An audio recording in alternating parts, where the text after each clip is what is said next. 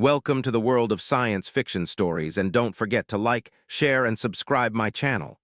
Enjoy the listening.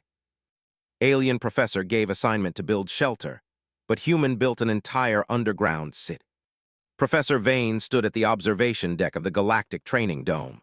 His 4 eyes scanned the diverse group of students assembled before him. The dome, an artificial environment capable of simulating various planetary conditions, had been configured to replicate the unforgiving desert terrain of Zos 9, a barren world known for its scorching days, freezing nights, and relentless sandstorms.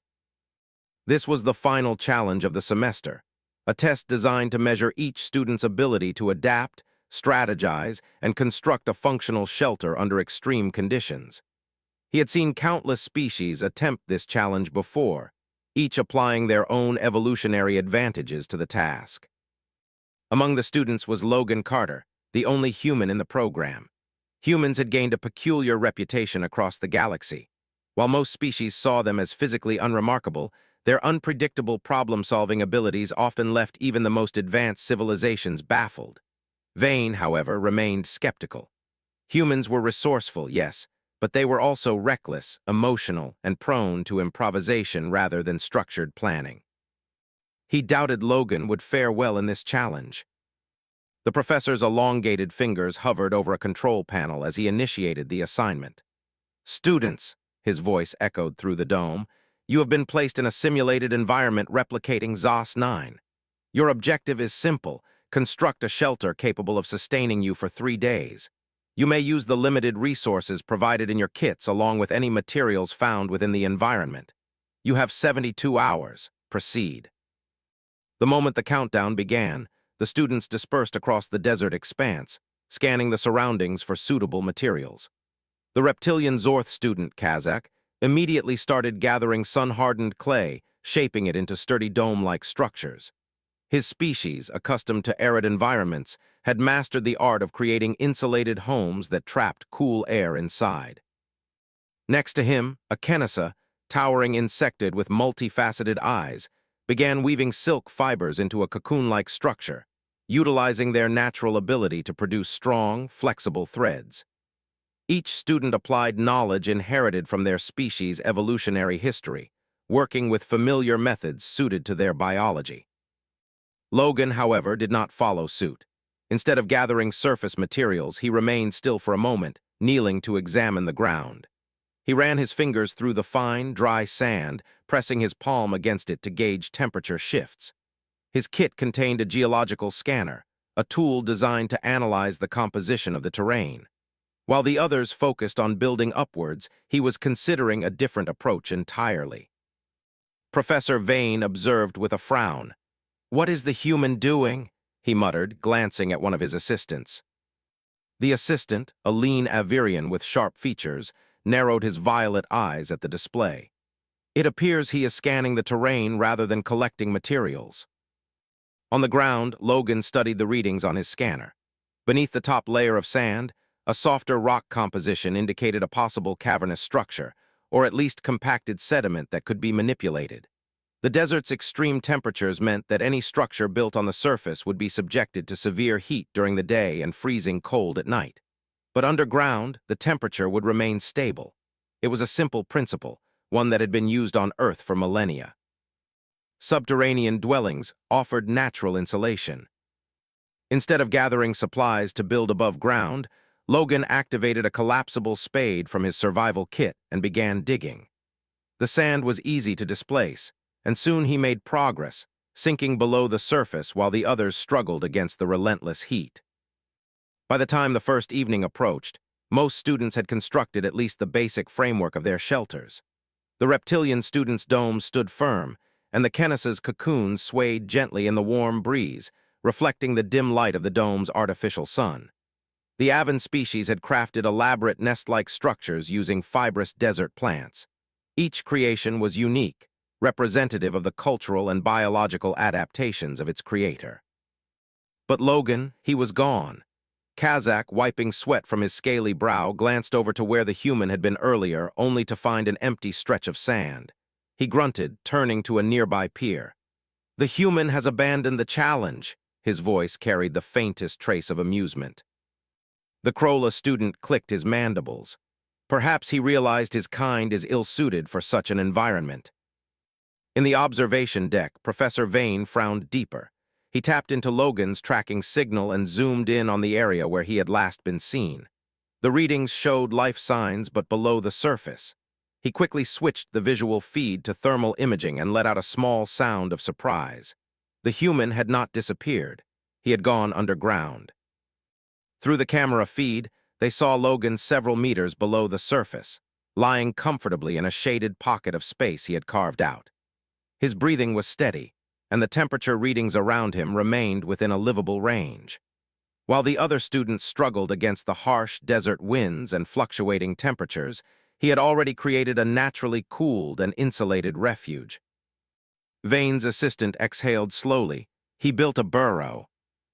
The professor's upper hands folded across his chest. No, he built something far more effective than a shelter. He built a survival strategy.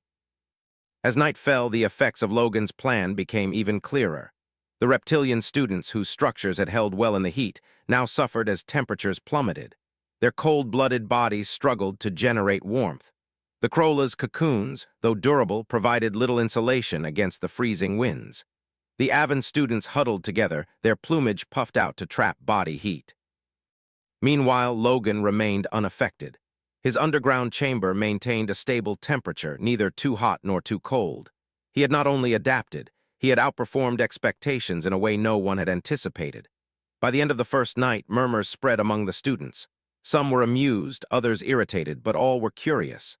The human had defied conventional logic, choosing a path none of them had considered. The challenge had just begun, yet he had already gained an advantage. From the observation deck, Professor Vane watched with renewed interest. Perhaps he had underestimated this human after all. Logan stretched his arms above his head, feeling the cool air of his underground chamber against his skin. The temperature remained stable, unaffected by the desert's merciless fluctuations. He reached for his survival pack, pulling out a hydration capsule and taking a slow sip of the extracted water. It wasn't much, but it would last him longer than what the other students had to endure on the surface. His plan had worked so far. Digging beneath the sand had shielded him from both the scorching heat of the day and the bone-chilling cold of the night. But surviving wasn't enough. He had 72 hours in this environment, and he intended to make the most of it. He turned on his scanner again, checking the composition of the rock walls around him. The readout confirmed his suspicions. Beneath the soft layers of sand, the ground was composed of sedimentary rock with high porosity, meaning it retained some moisture. If he could extract that moisture and find a way to store it, he would have a sustainable water source. He began by scraping the inner walls of his chamber, feeling the dampness beneath the drier outer layer. He pulled a thermal blade from his toolkit, a compact cutting tool designed for slicing through dense materials. The blade hummed softly as he ran it along the rock, carving out a small trench in the wall. Soon, tiny droplets of water began forming on the exposed surface, trickling down into a shallow groove he had created at the chamber's edge. It was slow, but it was proof that water could be collected here. While the process continued, Logan focused on ventilation. His chamber was stable for now, but prolonged habitation would require proper airflow. He couldn't risk carbon dioxide buildup or a lack of oxygen. He grabbed his digging tool again, climbing towards the entrance of his burrow. He carved a narrow shaft upwards, positioning it at an angle so that wind passing over the surface would naturally pull fresh air inside. He reinforced the tunnel walls with compacted sand, making sure they wouldn't collapse under their own weight. As he worked, he thought about the others. Most of them had likely spent the night shivering or adjusting their shelters to compensate for the temperature shifts. By now, they would be feeling the first real effects of dehydration and exhaustion. He wondered how long it would take before one of them came looking for him. The answer came sooner than expected. A faint vibration ran through the sand above him, followed by muffled footsteps. Logan pressed himself against the rock wall, listening carefully. The movement was cautious, deliberate. Someone was searching for him. He climbed towards the entrance and peered out, his eyes adjusting to the brightness of the desert light filtering in. A shadow passed over the opening, blocking out the sun for a brief moment. He recognized the outline of Kazak, the reptilian student with the thick-scaled hide. Logan stayed still, watching as Kazak examined the ground, his sharp claws sifting through the loose sand. "Logan," Kazak called, his deep voice carrying an edge of curiosity rather than concern. "Are you down there?" Logan hesitated for a moment before responding. "Yeah." Kazak crouched, tilting his head to get a better look inside the burrow, his large, slit-pupiled eyes narrowed. "You've been underground all this time." Logan climbed up to the entrance, bracing himself against the sand. "It's cooler down here. I don't have to deal with the temperature swings." Kazak let out a short huff, his nostrils flaring. "Some of us assumed you abandoned the challenge." Logan smirked, "Nah, just thinking ahead." Kazak tapped his claws against the sand, considering something. "The night was brutal. Our shelters held, but we weren't prepared for the cold." His tail flicked behind him, an unconscious sign of irritation. "Some of the others want to see how you've managed."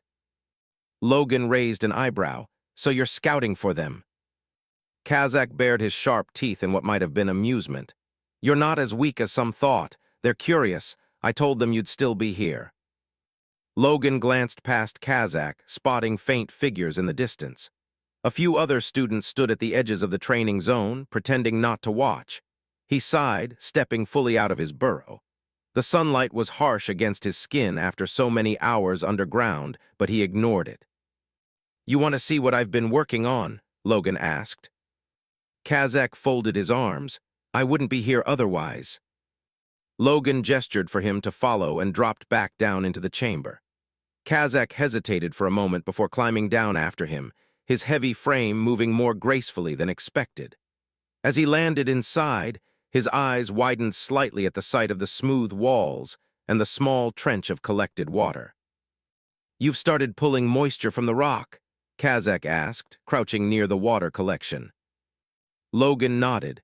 "The rock's porous enough to retain some. I carved out a channel to let it gather in one place." Kazak ran a claw through the thin layer of water, observing it closely. "It's slow, but it's better than nothing." Logan leaned against the wall, crossing his arms. "Exactly. I don't need much, just enough to stay hydrated." Kazak looked around again, taking in the reinforced tunnel walls, the ventilation shaft, the way everything had been built with purpose. "You weren't just trying to survive," he said slowly. "You were making something sustainable." Logan shrugged. 3 days is a long time if you're barely scraping by. I'd rather make things easier for myself." Kazak exhaled through his nostrils again, shaking his head. "You humans, you don't just endure, you change the game entirely." Logan smirked. "I'll take that as a compliment." Kazak studied him for a moment longer before finally standing. "I'll let the others know you're still in the challenge. You'll have more visitors soon." Logan nodded. "I figured." Kazak climbed back up to the surface, disappearing into the desert light. Logan remained in his chamber for a moment, considering what would come next. If the others were interested, that meant attention. Attention meant potential interference.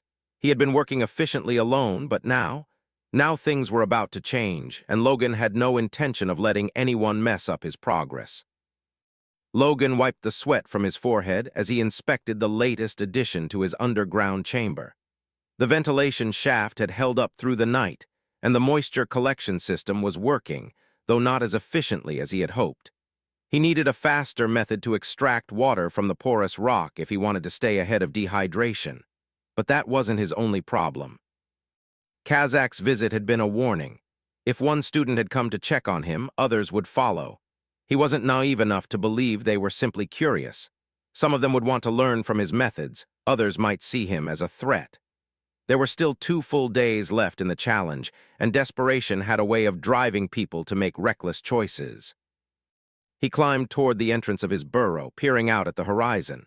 The desert stretched endlessly in every direction, the simulated sun hanging high in the sky. It was hard to tell time in the training dome, but judging by the heat, it was well past midday. Movement near the scattered shelters caught his eye.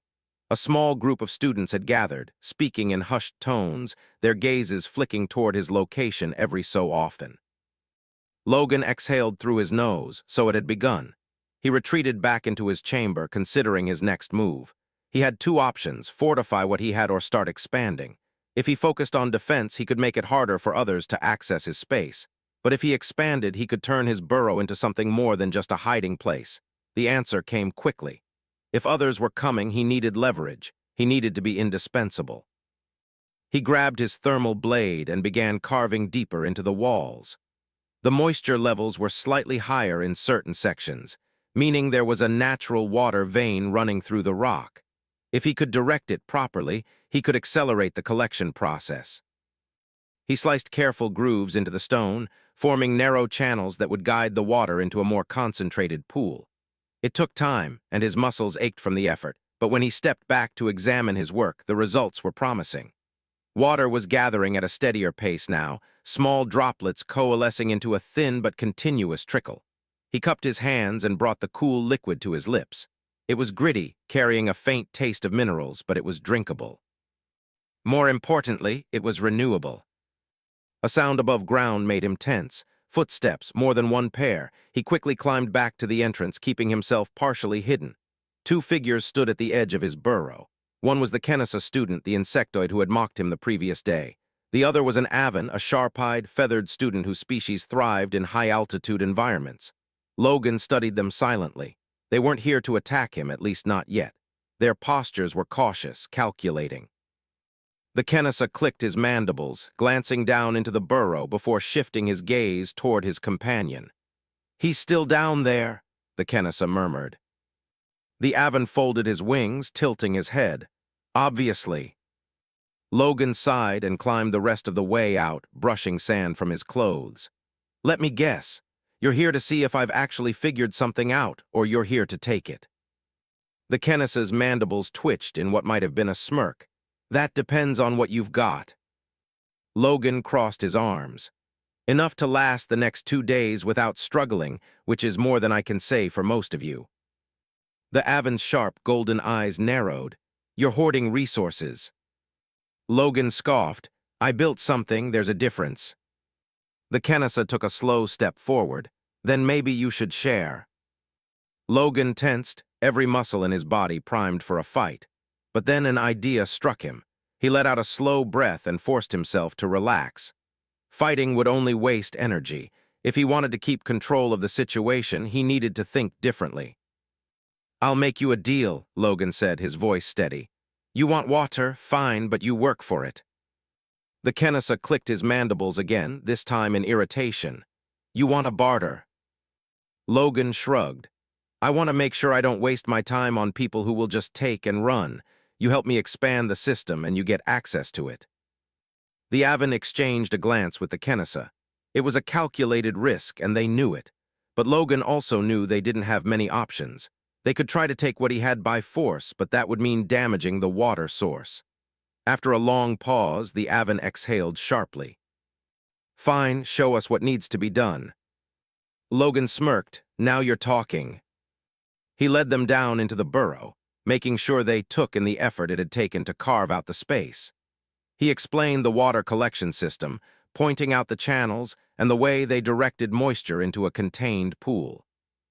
"If we dig deeper, we might hit a more stable supply," Logan said. "But we need to reinforce the walls as we go. Otherwise, we risk a collapse." The Kenesa ran his clawed fingers along the rock. "You've put more thought into this than I expected."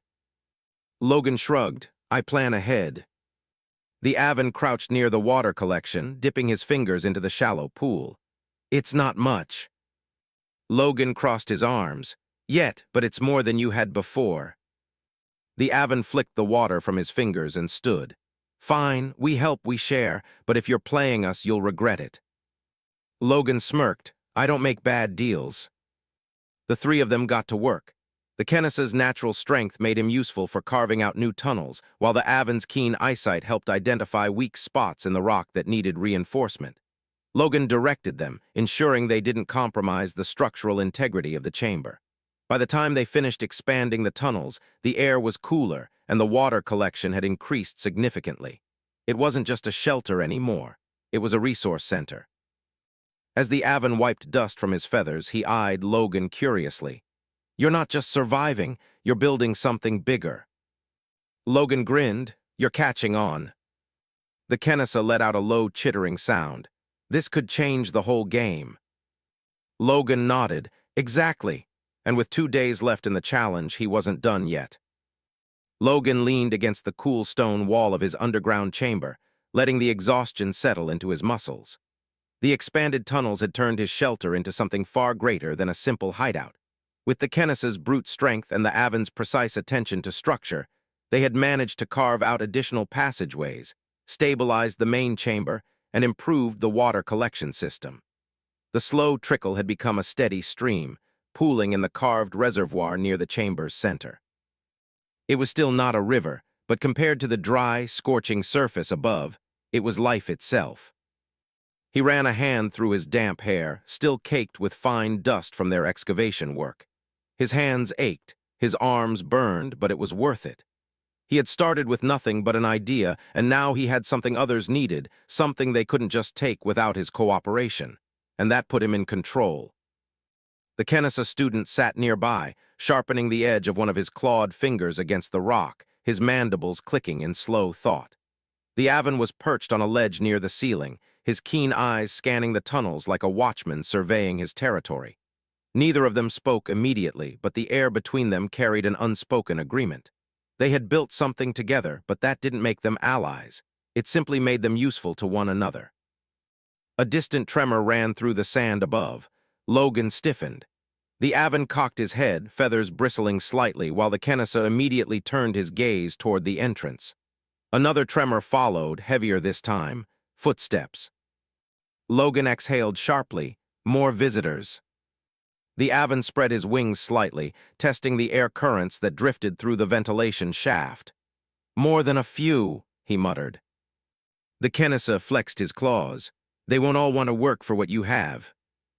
Logan already knew that. The first wave had been cautious, testing the waters, seeing if he would fold under pressure. But now that word had spread, others would come expecting to take. He had no intention of letting that happen. He pulled himself up, dusted off his hands, and climbed toward the entrance. The sun above was blinding after hours in the shaded tunnels, but he adjusted quickly, scanning the horizon. A group of students was approaching, 5, maybe 6. Some walked with purpose, others hesitated, clearly unsure whether they were stepping into a negotiation or a confrontation. Logan recognized a few of them. There was a reptilian student similar to Kazakh, but broader, heavier, his scales a deeper shade of bronze. He carried himself with the confidence of someone who knew his strength would usually be enough to get him what he wanted.